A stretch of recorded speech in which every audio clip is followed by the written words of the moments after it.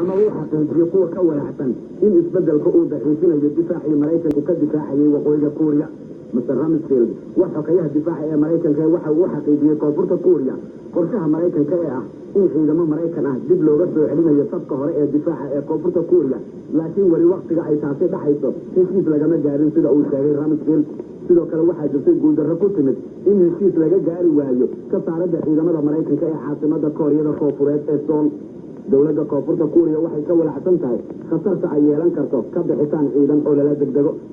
jaraa'id ay wada dir u qabteen ayuu wasiirka difaaca ee Koonfurta Kooriya Mr. Cho Yang-kil ka digay in Koonfurta Kooriya aysan wali awood u lahayn in ay buuxiso qaar kamid ah go'doolooyinka ka soo baxaya meelaha ay baneeyaan ciidamada Mareykanka Mr. Ramsfeld isagana dhinaciisa waxa uu sheegay in ka qaadista qaar kamid ah ciidamada Mareykanka ee Koonfurta Kooriya iyo difaaca loo baahan yahay aanu ku xirnayn tirada ciidanka ee joogaya Koonfurta Kooriya balse uu ku xiran yahay awoodda ciidanka laakiin waxa uu hadana intaasi ku daray in soo jeedinta lagu dhimayo tirada ciidamada Mareykanka ee Koonfurta Kooriya ee gaaraya 37,000 in aanan wali laga xaajoonin